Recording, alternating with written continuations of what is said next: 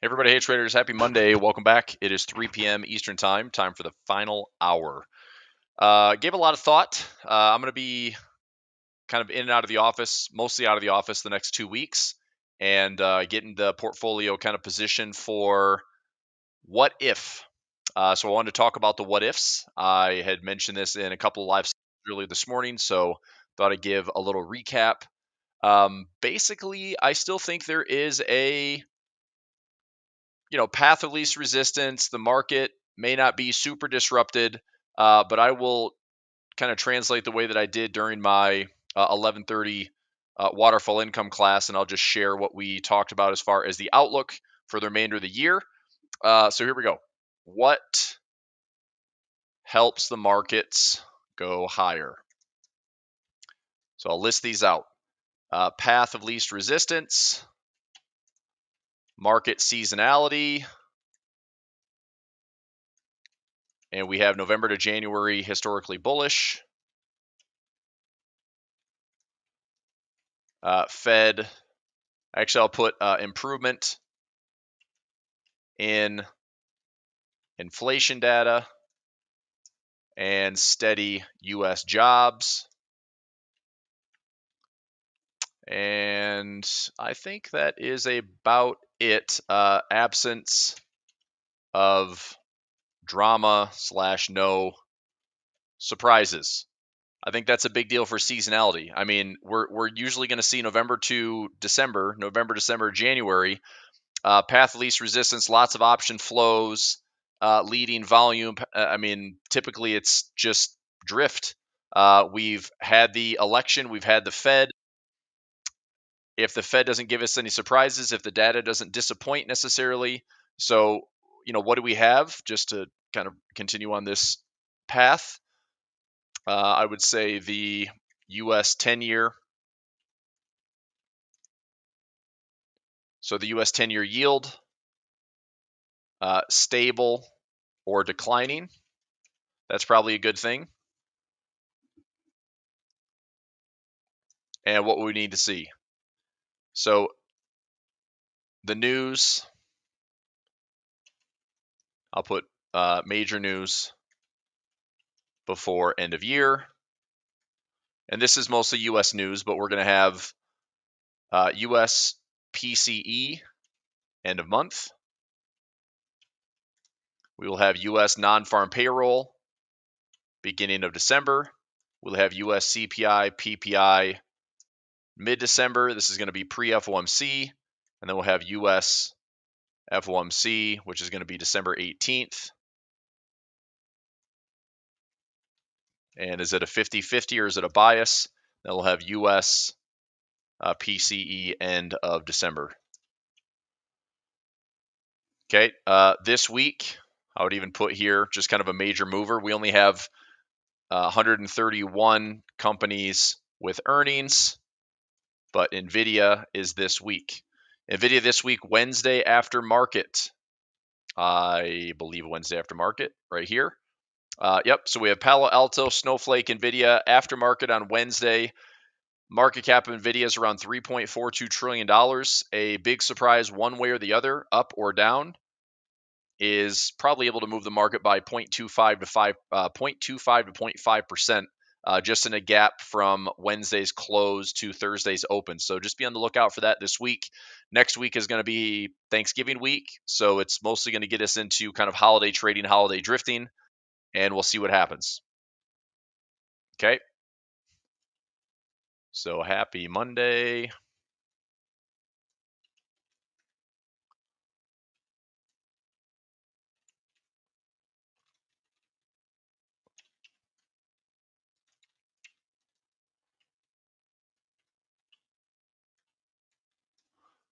All right. So this is what I think allows the market to go higher. First half of the year was pretty solid. Second half of the year is solid. Fed right now has a slight edge in, I think it's 60%. Yep, 58.2%. Let me refresh this and see if it changed at all today. 62.1% that the Fed is going to cut another 25 basis points. I mean, I really think this is data dependent. We're going to really have to wait, the next 2 to 4 weeks to see where this is positioning. If there is a miss in non-farm numbers, meaning that the job number looks a little bit softer, maybe a little bit iffy, the PC at the end of the month, if it looks like core PC is hotter, which is one of the Fed's primary data points for inflation, and then we come into mid-December pre-Fed, we have CPI, PPI, just like we did for the last two prints, by the way, that were the lowest print, and then we trended higher.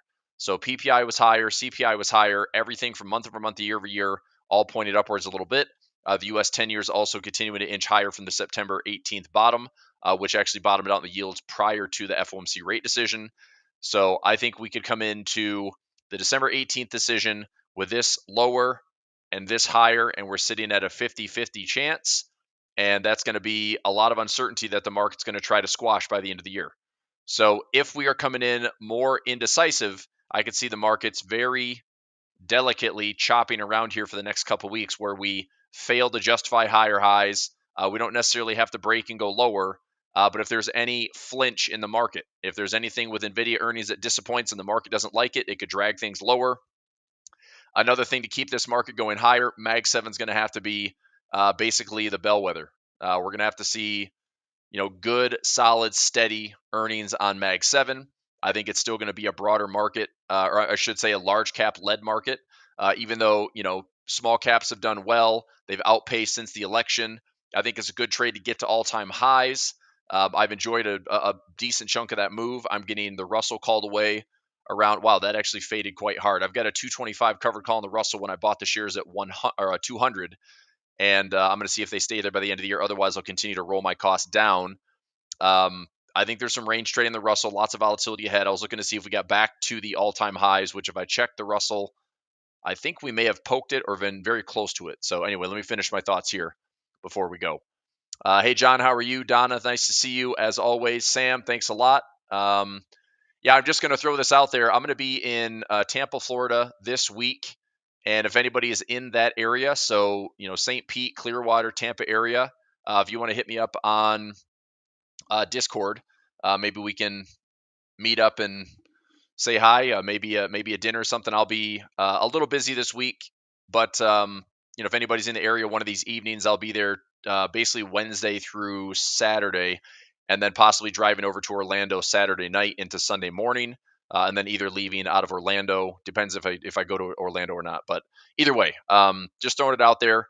If it doesn't work, it doesn't work. No big deal. And then the week after that, I'll be in Melbourne. If I have anybody that's non-US that's in Melbourne or in the area, I'll be there for a trade conference. It's Trade View, which is an algo conference. And so I'm presenting for the broker actually over Thanksgiving. And that'll be a long trip, but it'll be a lot of fun. It'll be my second time to Melbourne in the last 2 years, and looking forward to getting out of whatever winter we're having here in Salt Lake City and catching some sun and hopefully having a great time. So that'll be the next couple weeks.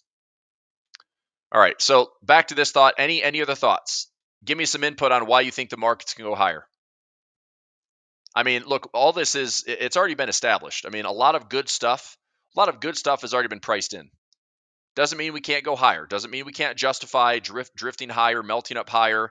We hit the 6,000 mark in the S&P this year. We had 50 to 51 all-time highs in the S&P. As the saying goes, momentum begets momentum, and I think there's, as long as there's no major disruption, this market finds a way to grind and melt up higher into the end of the year, possibly into January. Now, I do think that could be at risk if the Fed doesn't cut in December.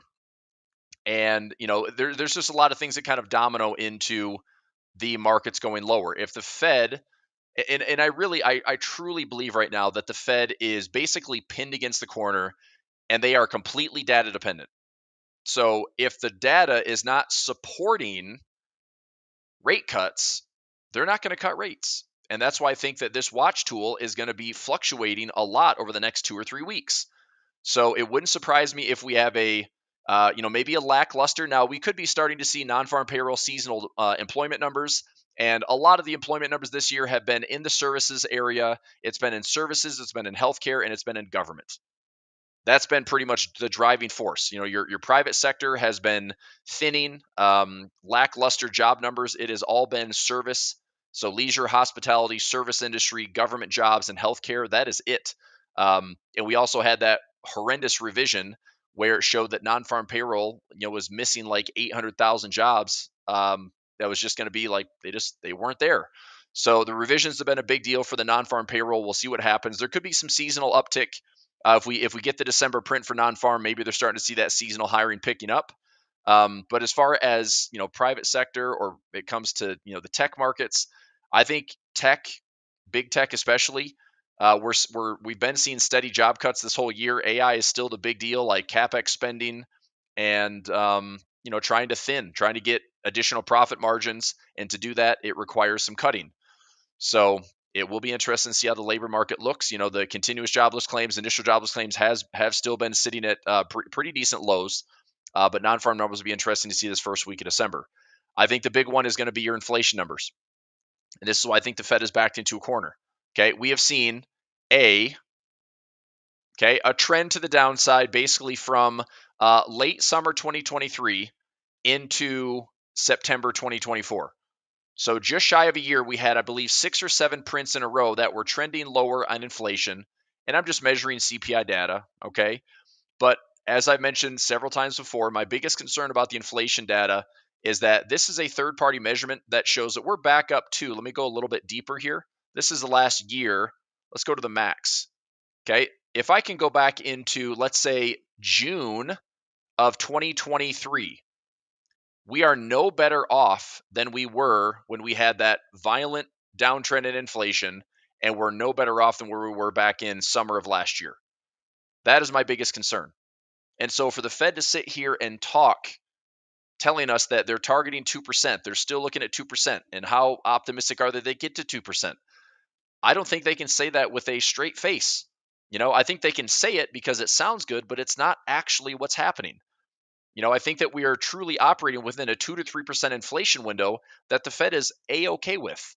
And the concern that I have is that give it another 2, 3, 4 months, and all of a sudden our CPI data is going to be back over 3%, and we're going to be actually higher than where we were a year ago. And nobody can look at that and say that that's a good thing. I certainly don't. And so this is why I think that the Fed is backed into a corner where they need to see improvements. Now, obviously, there's all sorts of let's just think of it as like spinning plates, right? If there's everything spinning as far as like what contributes to the advance of decline or inflation, oil prices have been sitting there just tapping those lows at $65 and $66 and $67. If the floor breaks and the U.S. is going to pump like crazy, or we're going to pump domestically, then I'm sure energy prices come down. I would say for another reason, if we're looking at gas at the pump, I can go to AAA gas prices. This is another one we want to see kind of bottom out. If we're expecting higher inflation, then we are going to see, as of 11/18, gas is down to 307 national average. Let me see how far out this goes. Where am I looking at here? I want to see some timelines.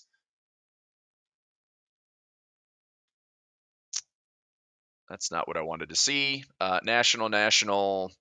Oh, here we go. This is fine. Okay, so the current average, 3.07. Yesterday to a week ago to a month ago to a year ago. I mean, this is a good thing, right? We're showing lower national gas prices over the last year. Now, if we start to see this average, let's just say that 307 is a decent low. If this starts to go up to 310, 312, 315, well, does it reflect any type of gas prices that reflect oil prices, energy prices? If so, and this thing bottoms, then yeah, we could have some stickier inflation, probably higher inflation.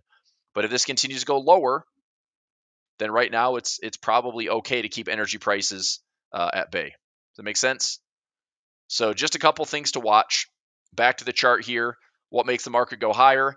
And if I'm going to give a probability, I would say right now this is probably a 50% opportunity to see if the markets can go higher. And I say that because we've had such a good year that has mostly been simple.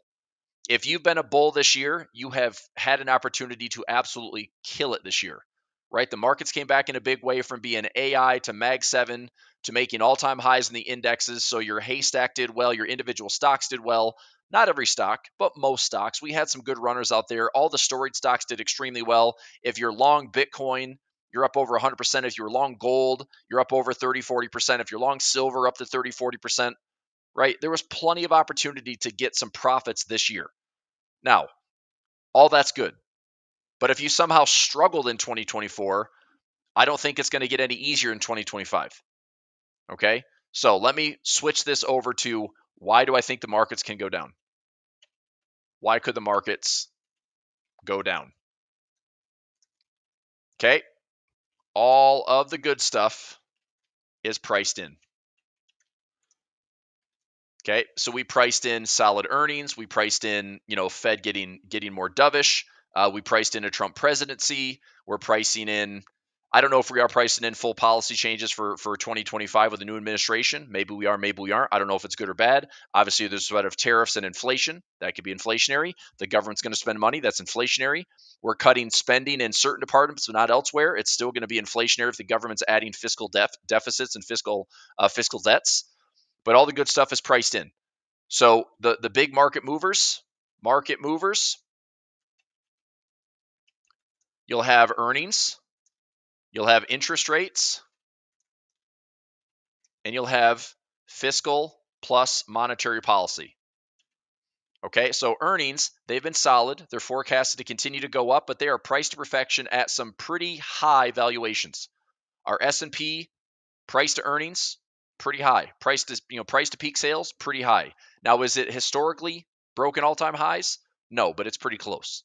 So the same valuations we saw back before the COVID crash, or before the 2022 deleveraging, or before the Great Financial Crisis, our price to earnings are getting right up there. Okay, interest rates, they're not going down. We cut rates, yes, but the Fed cut rates compared to what the borrowing and the main financing metric is, which is the U.S. 10-year yield, is going up by a lot. So if the 10-year yield is going higher, interest rates, borrowing cost, 5, 10, 15, 20, 25, 30-year financing terms, they're going higher because of what we're seeing in the bond market. Okay, bonds are down, yields are up. Okay, so earnings solid but priced to perfection. Interest rates not going down necessarily, despite what the Fed is doing. The bond market's saying the opposite. And then fiscal and monetary policy. If the Fed pauses, if fiscal deficits are going to continue to be added, if fiscal policy will be okay, we're cutting spending here, but we're filling it in elsewhere, it may not change. Okay, we're going to have a debt ceiling debate coming in 2025 as well. That could be a harsh, douse of cold water on this rally too. Let me see. Actually, let me see if there's any information on that. So 2025 debt ceiling timer. So we suspended it until literally January 1, 2025. So it's going to be something that's going to be revisited after the presidential elections. We should have our inauguration, everything else, but debt ceiling is going to be something that we get back into. It's going to be very dramatic as always, and that's going to be along the lines of fiscal policy. I'll just put that here as something different. Debt ceiling revisited. Okay. What else? Geopolitical concerns. Sure. We have Middle East right now. We have Russia, Ukraine, all inflationary pressures, lots of aid. And of course, the threat potentially escalates further, expands borders, gets more players involved. And it's just more, I don't know. I mean, it's an external war, and depends on how much aid and support that the U.S. is providing. Does it weaken us from the outside? Maybe. But anyway, geopolitical concern, and then we have China, Taiwan as well, and you can even consider, somewhere in there you've got North Korea. I'm sure they're making some headlines somewhere. Okay, so is that a concern? Maybe. I would just put straight up inflation. Inflation not going lower. Okay, so basically, are we having a light second wave, right? Where maybe we don't return to 8, 9, 10% inflation, but we do return to 3.5 to 4% inflation. It's been, people have felt this for years now. It's not just, it was a nasty crash in the market. Look, we had a decline in 2022 that the market responded to. Now we're back up to all-time high with really, really rich valuations. But if inflation's not going lower, it will choke out growth. It will hurt the consumer. It will hurt businesses, all the debt restructuring that companies need and want, and any consumer things for buying a car, to buying a house. A light second wave, meaning we are up for the first wave. We came back down, and this is where the Fed is talking through things right now, declaring victory. But if we start to see a second wave, doesn't mean we have to go back to the all-time highs or go back to this crazy high we saw back in 2021, 2022. But it does mean that it's going to get more painful and more prolonged. And that's not a good thing either. Now, does all this mean that we have a market crash? Not necessarily. But these are all things that could certainly roll the market over and then make it difficult to get back to all-time highs for a while. So I think that the market could be aggressively pricing in some risk to the downside. We might have a bit of a cleanse, a bit of a purge, a bit of a flushing out, and then we're going to see who the real traders are. I'm trying to be a cash heavy, 40 to 45% of my portfolio is cash right now, and I'm still waiting for good opportunities. Now, I'm not saying that there aren't any. I've got cash that I'd like to deploy, but the reality is if there are better opportunities on pullbacks, I'm hoping I take advantage of them. So do we have a light second wave inflation? Maybe. Does the Fed just, look, we know the Fed is not dumb. As much crap as they get, as much as people want to critique them and be these armchair warriors or keyboard warriors of like the Fed messed up and they're doing anything wrong. Look, if you're in their shoes, you're going to be doing the same thing. It's like they're data dependent and they're no different than 12 other scholars that are trying to use some type of like long-term historical theoretical economic policy, and they're trying to do what's best. I do truly think they're doing it in the best interest, but it's not easy with what they can and can't do. Their toolkit's pretty limited when you think about it. They can dial up spending, they can take things on the balance sheet, they can dial up or dial down interest rates, and that's kind of it. And they do that usually when things break. So that's what's so interesting about right now is they're dialing down monetary policy and actually easing when we're sitting here at all-time highs. And so it could be a situation where the melt up is more pronounced and we have like a 1998, 1999 melt up before we have a bigger crash, or we have, something's going to break. And I think that's ultimately where the Fed has to kind of step in and play around. And that's not going to be easy, nor is it going to be fun to deal with. I'd say that the 10-year versus 3-month yield. Okay, the 10-month and 3-month yield and just the 10-year yield, just the US 10-year, are very important to me. Okay, I think these are probably two of the most important things to see. How are things going? Because if the 10-year yield keeps going higher and the 10-year and the 3-month becomes disinverted where it crosses above that zero line for the first time since 2020 or 2021, we're having the longest, deepest inverted yield curve that we've ever had. I don't know how that ends outside of the 10-year and the 3-month historically for 40 plus years has been a recession indicator within about 12 months. So even if we survive the inversion and things are stable, I don't think things necessarily get better. So I think 2025 is going to be either we pull back initially and the market spends all year kind of grinding back to the highs, or we end up melting up early and then we have a flush, maybe sell and may go away type situation. Then we spend the rest of the year grinding back to the highs. And that's kind of my outlook. It's that time of year where I'm looking out to the end of this year to see my positions. A lot of my expirations are out into late December. They're out into early January, February, March. I'm already positioned out for Q1. And I'm going to start stacking up orders that I like. I'm just trying to wait to see if I've got good opportunities. Okay. Sunset question about waterfall trade. Yeah, did you get the alert? You can send me an email. That's fine. Pulver.chris, or send an email to support@prosperitypub.com. And that question will get to me. But yeah, the alerts went out around 11:47 a.m. Eastern time. I took a trade on the SPY and the Qs. I believe I'm in 2, 4, maybe 6 trades right now. Let me double check. I think I'm in 6 trades right now for my waterfall. There we go. So actually probably, well, maybe more than that. Here we go. Here's 1, here's 2, here's 3. So 3 on the Qs. And I've got 2 out of the money hedges. And then here's 1. Here's 2, and here's 3. Yep. So I've got 6 trades running right now on my waterfall income. 3 on the SPY, 3 on the Qs. I'm dialing back the aggressive waterfall income strategy. We were 24 for 24. We had a great run through the election. I'm dialing it back to make sure that, if something does happen, I've got some out of the money puts that will help protect and offset some of the potential, just sideways movement. I mean, for my strategy and the trades I'm in to yield profits, I would have to see prices melt up higher a little bit. I'd have to see like a 0.5 to 1% higher than my strike prices and have that happening, over the decay curve. Okay, yep. So I've got six trades running right now. All right. So if we stack these together, just because one side may look bigger than the other, it's really the same, thing. It's like I've got 6 on the why would it go higher? I've got 6 on the why would it go down? And there's all sorts of reasons you could still justify going higher, going lower, but I think this is a pretty good summary. Okay?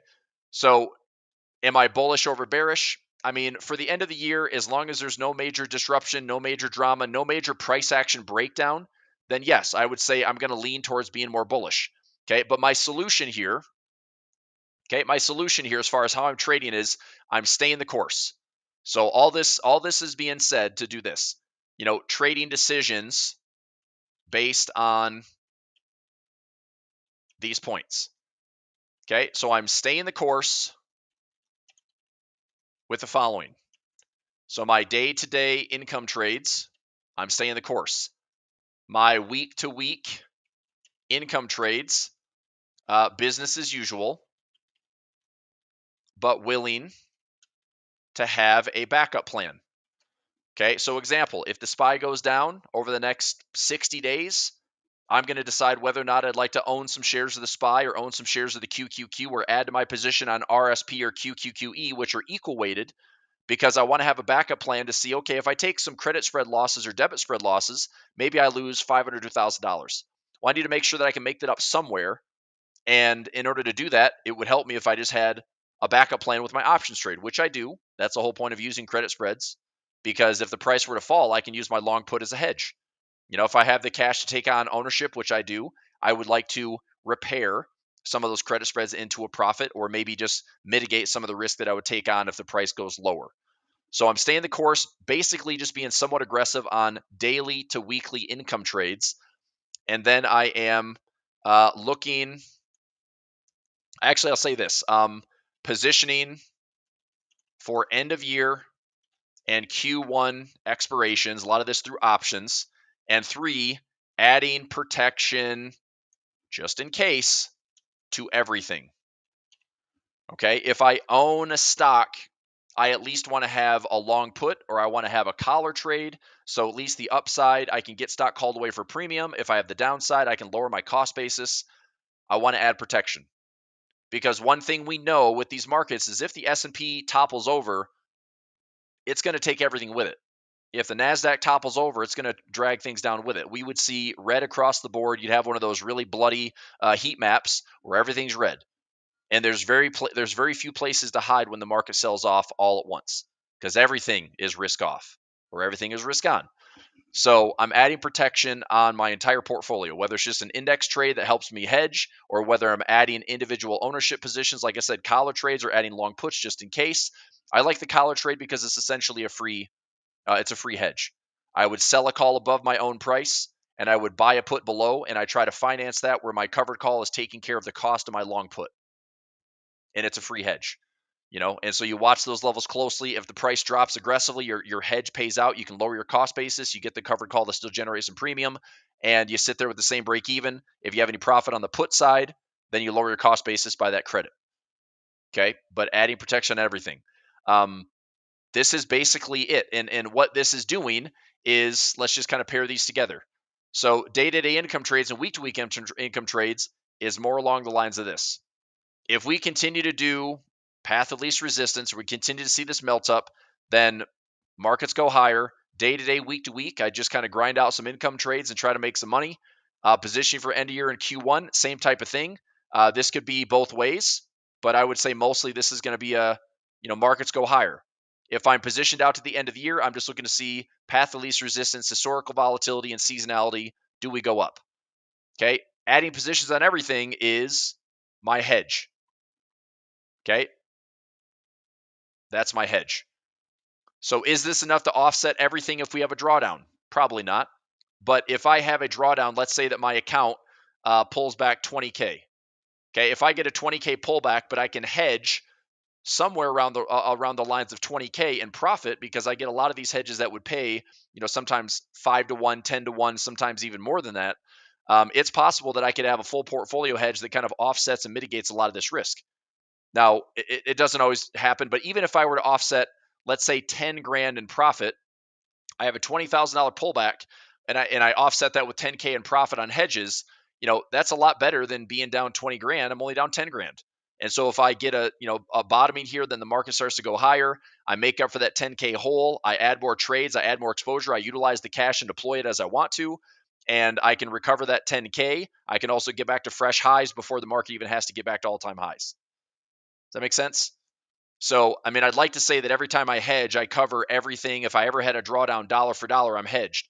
It's not usually the case. Usually there's no free hedge. You're either paying for it and losing on it if it doesn't pan out, or when you do have a hedge, you're dealing with the kind of the aftermath and the fallout of the broader market selling off and your portfolio is exposed. Okay. So that's a good question. Harry's asking, what's your decision making between choosing a credit spread and a debit spread? That's a great question. My answer to that is I would take a credit spread if I'm willing to have a plan B. So in the event that I did a credit spread, so if I sell a put and I buy a put and price goes against me, I can use my long put and I can take that long put for profit and I can then wait assignment. Okay, so I can still take the assigned price. It's just be easier if I just draw it out. So if I have a sell put and a buy put, and this looks like a credit spread. Okay, so I collect credit on this trade. If price goes higher, I just get paid the full credit and I keep it. That's fine. That's easy. Okay, if price goes lower, I then make a decision to just take the risk and take the full loss of the risk defined trade, and maybe that's 50 cents on the dollar, maybe it's 60, 70 cents on the dollar, depends on what I got filled for on the initial credit spread. But if price goes against me, I can either get out of the trade for risk defined, or two, I can use the long put and turn that into a hedge where I cash in on the long put and then I wait to see if the broker assigns me back at the strike price. And so if I got in here at a strike price, let's just use simple numbers here. Let's say that I did a 100, okay, sell put, and this was a 99 buy put, and I collected 45 cents credit. So the way I could do this, let's say price drops, and this down here, let's say price drops to $85. Well, like I said, if I have the cash and I'm willing to own the shares, I can own the shares of that asset, whatever that is, if I can afford it, and I can do the following. So if I'm assigned at $100, then I have 100 minus the 45 cents credit. And then if I see price drop at $85 and I think that's a pretty good discount, then what I'll do is I'll cash in the long put. That would be worth 99 minus 85 is $14 on long put. So I have my 45 cents credit, then I have my $14 long put credit, and that gives me a break even of what? $14 and $14.45 would be an 85.55 break even price on owned shares. Okay, so to answer Harry's questions, the reason I would consider a credit spread is I have this available if I want it. So I can have a hedge, I can have insurance. If I want to own the shares, I can repair that.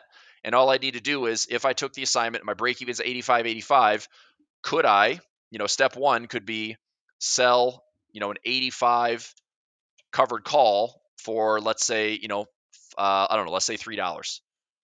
Well, if I do that, then I go, my break even is now 82.55, and does price rally greater than 85?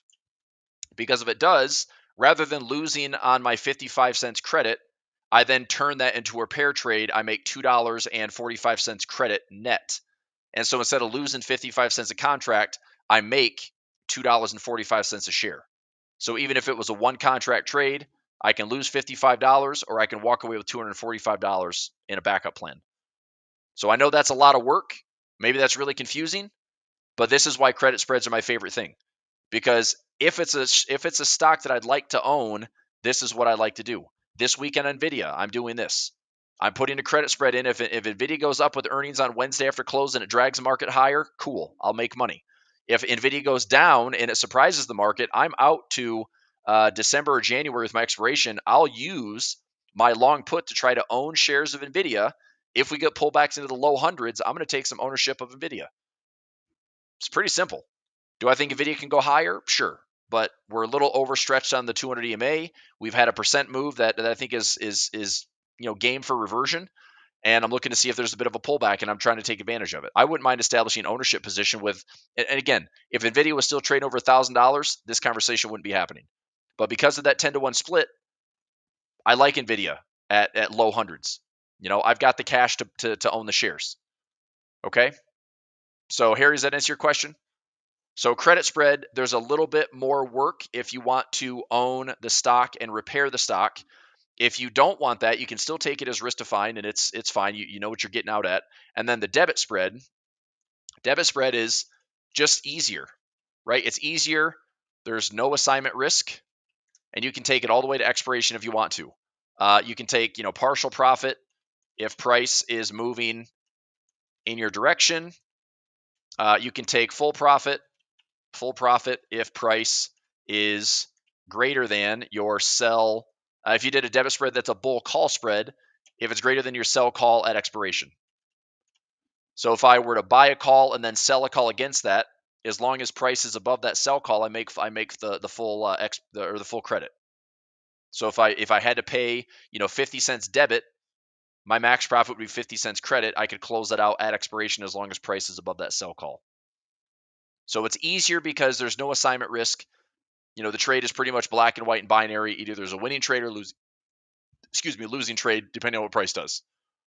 So for those traders that have smaller accounts, don't want to run the risk of assignment, don't want to do the work of like, hey, my broker assigned me 100 shares of the SPY. What do I do?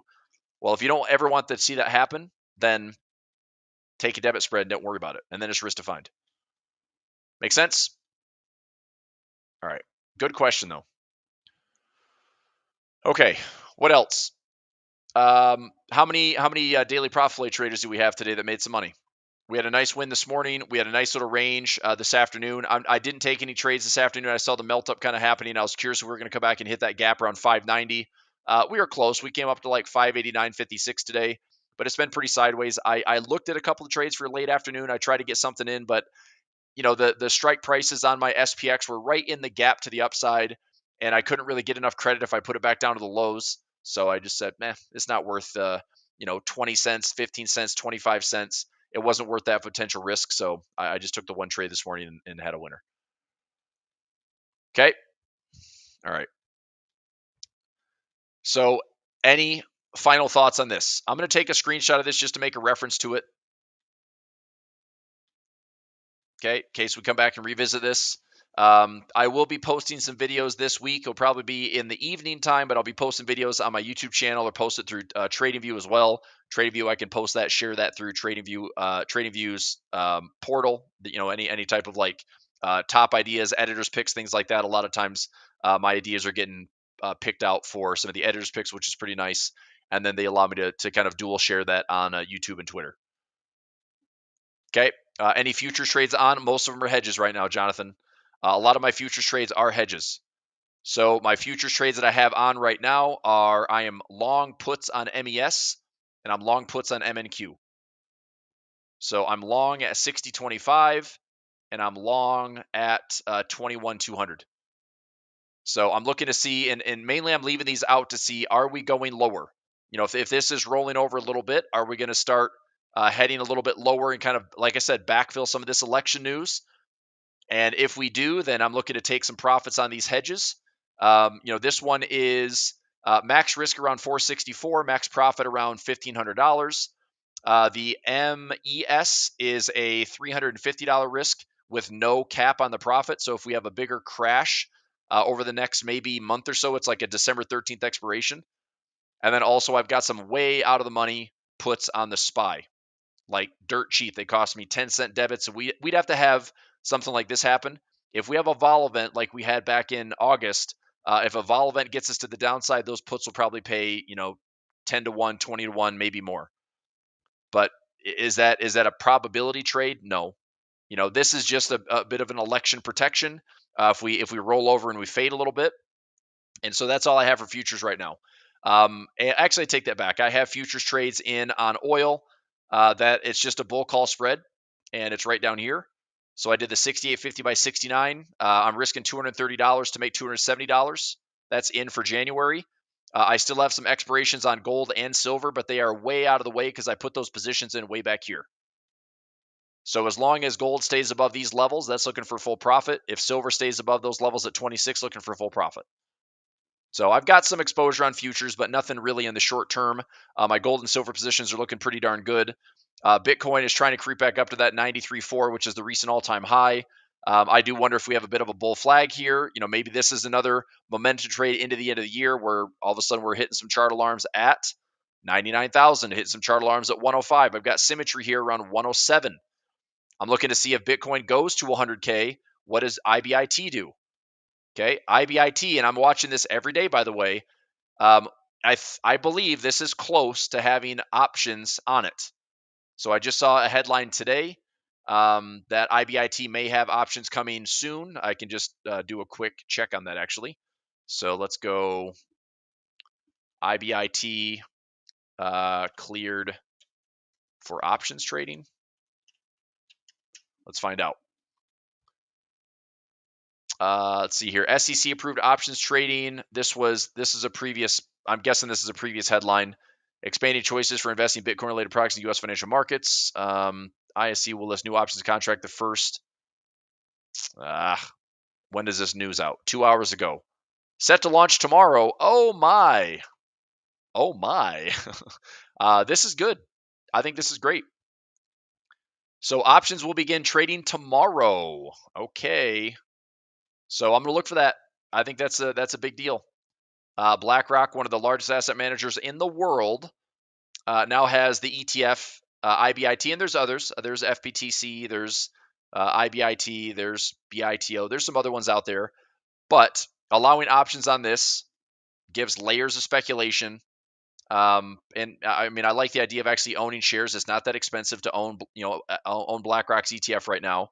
And yeah, I think this is great. So if that comes in tomorrow, then freaking sweet. I'll probably throw a couple trades out there, and I may just look out into the future. I don't think I need to be speculating near term. I'll probably go out into like the end of 2025, even into 2026.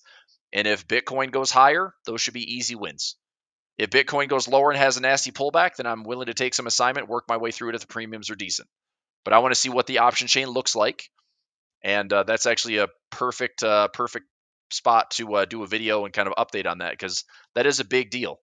And the ETF inflows that we've seen on IBIT and others, they have hit whatever the milestone is. They've hit, within a year, they've hit the same amounts as like what you see in gold and silver that have taken like, years and years and years and years. So the rise of Bitcoin has been massively impressive. The rise of these ETFs, once they got approval, the inflows have been really impressive. And we're looking at now a crypto that's $1.7+ trillion market cap.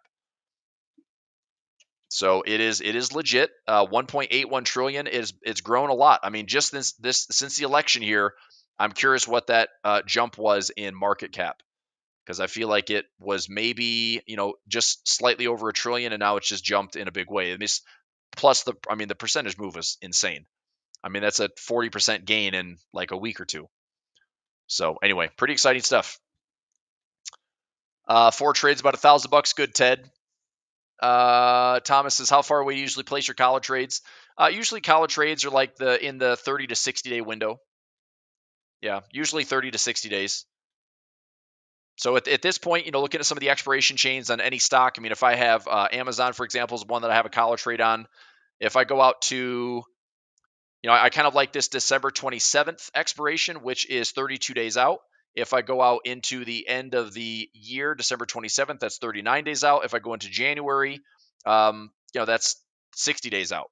So somewhere in that window, if I can finance my put with a covered call, still give myself some asymmetry to the upside, then that's a pretty good trade.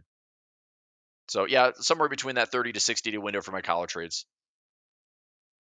Obviously, it's not perfect. I mean, if I was going to put on a collar trade right now, I could buy. I mean, and sometimes you go tighter to price. Let me flip this around. So if I were to sell, let's say a 205, okay, well that allows me to buy if I sell the 205 call for $8.05 credit, I mean, I could finance this with a $200 put. So I could sell the call, buy the put, still walk away with some credit. Obviously, I'm giving up the gains to the upside if price goes higher, but I'm protected to the downside. If I want to go one further strike out, I can generate some more credit. This still lets me lower my cost basis. I'm sacrificing upside. If you want to massage this a little bit, sell the 210, buy the 195. Now I still get a dollar credit. I give myself another, $9 of a profit potential, but then just protected the downside. That's one very inexpensive way to do basically a hedge. You are capping your upside, but you are protected the downside. And if the stock gets called away, you just reestablish the position. So if Amazon were to go through this call and it gets called away, then I can still buy more shares and I can still add a cover call, buy a put, and do the exact same thing.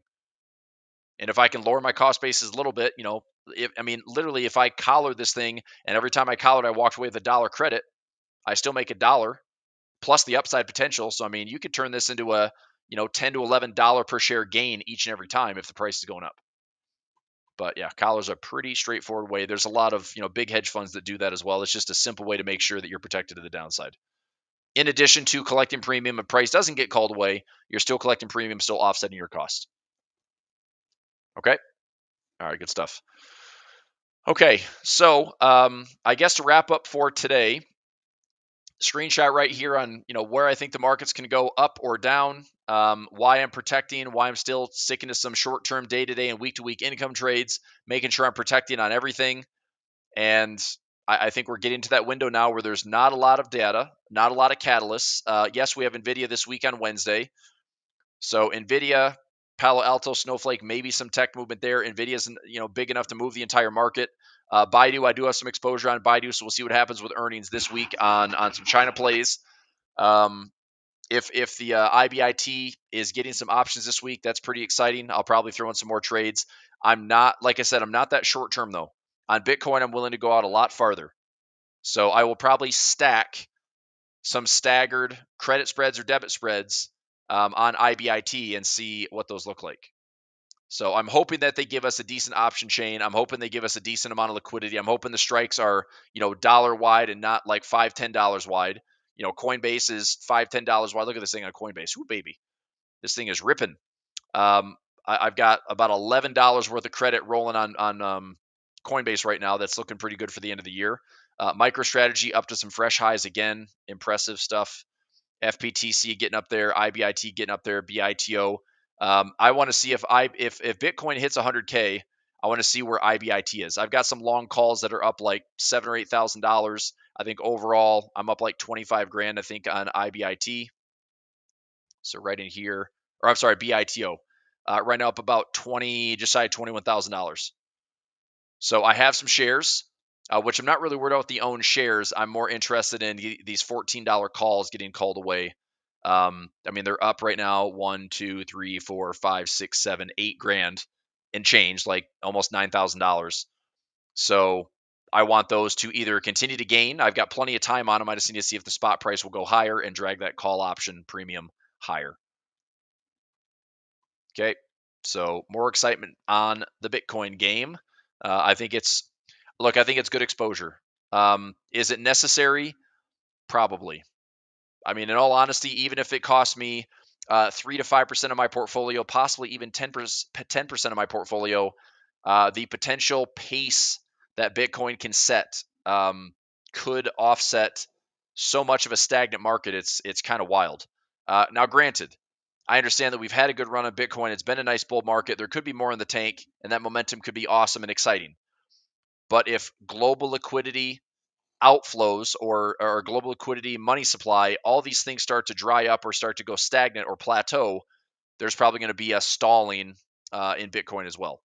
So we are seeing more and more countries that are trying to put it on the balance sheet, put it in the treasury, trying to do some type of derivative and have it run essentially like a parallel system where you can have your, country treasury and then you have your Bitcoin holdings, some type of reserve.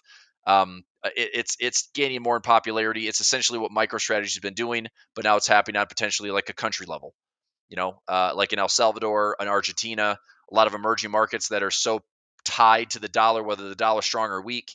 Bitcoin could be a big move here over the next, I would say the next like 1 to 5 years. We're going to see where a lot of countries are sitting on, do they add Bitcoin exposure, and ultimately where it goes.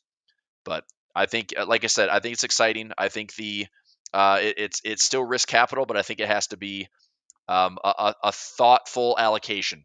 I'm allocating.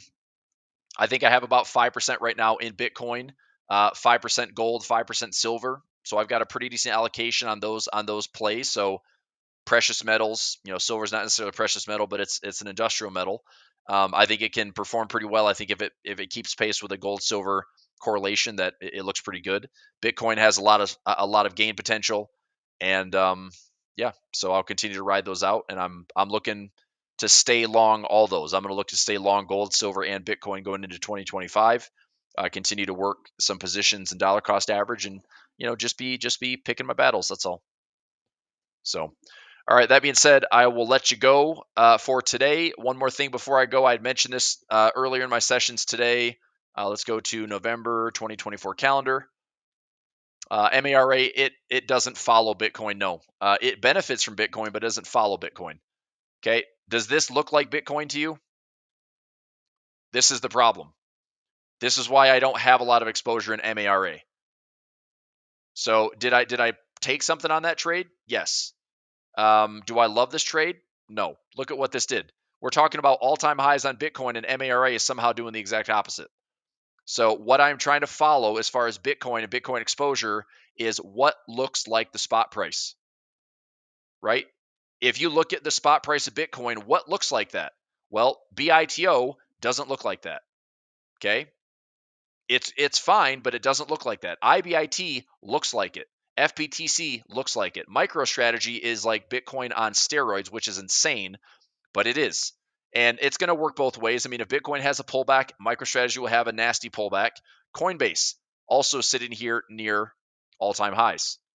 Okay, not quite there, but making a nice run. So is there room for upside here? Sure, I hope so. If Bitcoin goes higher, then Coinbase should go higher too. But my play is, how pure can I get the trade on Bitcoin? And the way to express that, in my opinion, is to be long IBIT, FBTC if you want to be long Bitcoin. MicroStrategy is great, but it's going to be more volatile. MARA is not correlating, nor does it look the same way.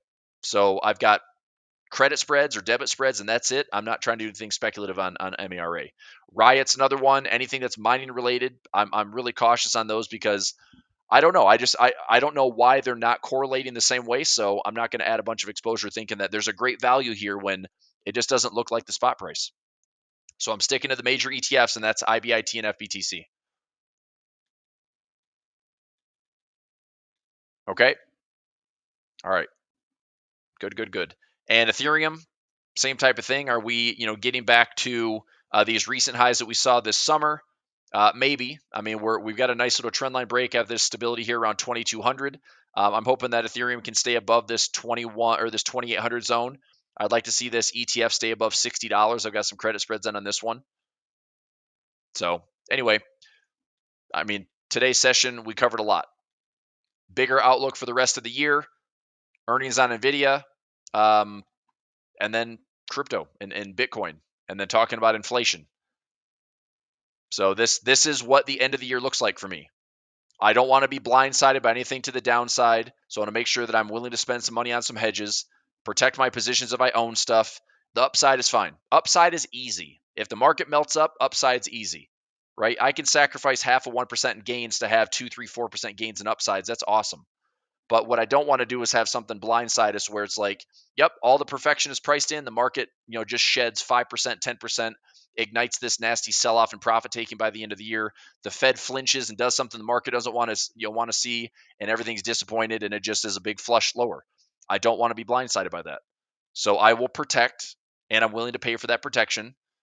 But if I'm wrong, I sacrifice a little bit in order to still gain some nice upside. So that's really what it is. And as I'm going to be away and, not able to really be at my computer trading day to day, then I need to make sure that I've got get those firm plans in place. Okay. All right. So I'll let you go for today. I will be gone. Let me go to the calendar here. So I will be traveling tomorrow tomorrow morning. So I believe I'll still be running a daily profit play in the morning, but after that, I'll be gone. Okay. And then I get back on Sunday night, and I'm probably going right back to the airport for a Monday trip going all the way to Melbourne. And that will be going through that weekend and coming back for the 2nd. So I should be back ready to rip fully back in the office with no disruptions December 2nd. But trip to Florida and trip to Australia, and looking forward to both. Just trying to catch up on some sleep. Make sure I don't come back jet lagged and exhausted. Okay. But I will still be posting on YouTube. I may not be live, but I'll be posting videos and video updates. I'll post it on TradingView, Twitter, as well as YouTube. So check that out. If you follow me on Telegram, follow me on Discord. I'll be as active as I can be in those. Within reason, I'll just have limited live sessions. That's all. Okay. All right. So that will do it for today. Happy Monday. I'll talk to y'all soon. All right. Stay in touch. Discord, Telegram, good ways to stay